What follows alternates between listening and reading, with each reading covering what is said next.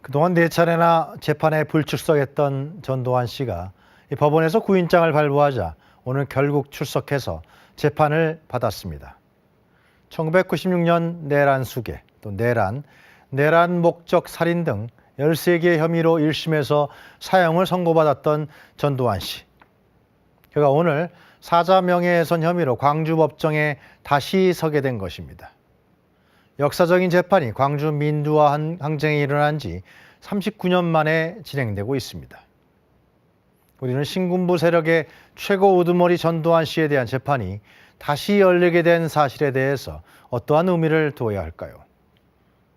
그 첫 번째로는 광주 민주화 운동에 대한 명확한 진상이 아직도 규명되지 못하고 있다는 것입니다.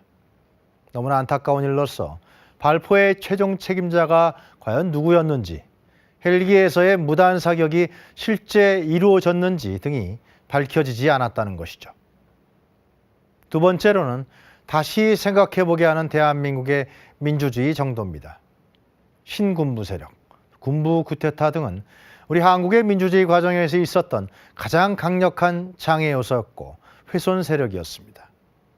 그러나 우리는 광주 민주화 운동 등 국민적 항쟁과 희생을 통해서 성공한 쿠데타도 처벌할 수 있다는 주요한 역사적 이정표를 만들어냈습니다. 또 우리는 유교 국가로서 문민 통제라는 역사적 전통을 갖고 있습니다. 또 백성이 국가의 군본이라고 하는 민유 방법론, 백성이 제일 귀하고 군주는 가볍다라고 하는 민귀 군경론 등 민본 사상과 역사적 실천 경험을 소중하게 갖고 있습니다. 그것이 바로 1919년 임시정부에서 구현된 백성의 나라라고 하는 대한민국, 또 1948년 수립된 대한민국 정부인 것입니다.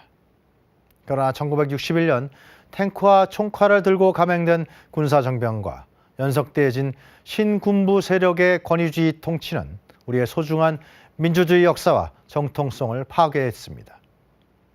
체육관 선거가 이루어졌던 1972년 유신 쿠데타부터 87년 개헌까지 총 15년간은 국민의 자유와 인권이 군부 세력에 의해서 철저히 유린되었던 기간이었습니다. 군인들에 의해 국민 기본권이 지배되었던 암흑 같은 기간이었다고 할 수 있죠.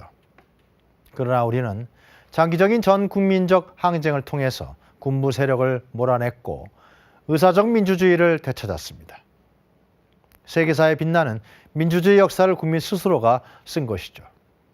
그러나 일부 군부 세력은 과거의 권력 탐욕을 아직도 버리지 못하고 있는지도 모릅니다.